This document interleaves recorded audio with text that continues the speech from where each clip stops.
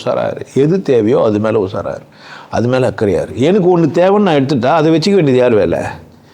ஏன் வேலை. அது ஒன்றா போனாங்க நான் விட்டுறணும். அப்படி தானே. ஒரு நாய்க்குட்டி வளர்க்குறேன்னா என்ன பண்ணுவேன் நாயை? அது மாதிரி எல்லா மனுஷனுமே எப்படி பாரு, மட்டமாக பாரு. அறிவே இல்லாத ஜந்து கூட தான் நீ வாழ்ந்துங்கிற. ஆனால் நீயே அறிவு இல்லாமங்கிறதையும் யோசிச்சுட்டேன் நான். இப்போ தான் நல்லா சொன்னீங்க அறிவு. ஆமாம், நீ அந்த ஜந்தா யார் இருக்கக்கூடாதுன்னு கேட்குறேன். உலகத்தில் எல்லாருக்குமே அறிவு இல்லை, எனக்கு தான் அறிவு இருக்குதுன்னா எனக்கு அறிவு இல்லாமல் இருக்கலாம்னு ஒரு எண்ணம் எனக்கு வரணுமா கூடாதா? அவன் முட்டாள்தனம் பண்ணுறான்னா நானும் முட்டாள்தனம் பண்ணுறதுக்கான வாய்ப்பு இருக்குது தானே. மனுஷன் தானே நானும்.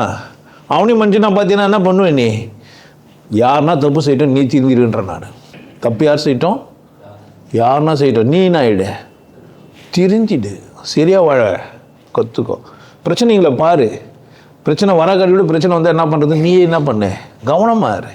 வருமுன் காப்பவன் தான். அந்த மாதிரி இரு, சந்தோஷமாக இரு. அதனால் என்னை போய் என்ன கேட்காத, என்னுடைய விருப்ப தேர்வு கருமா சூழ்ச்சி பண்ணிச்சா மயிறு வான்ற. நான் நேரம் வந்துடு, இன்னும் உனக்கு விருப்ப தேர்வுன்னு செருப்பாலே வச்சு கேட்குறேன்.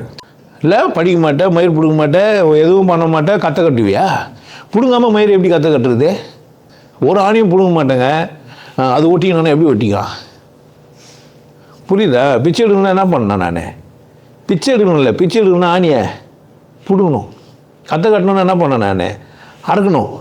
எதுவுமே செய்ய மாட்டேன் வாழ்க்கையில் முன்னேறணும்னா.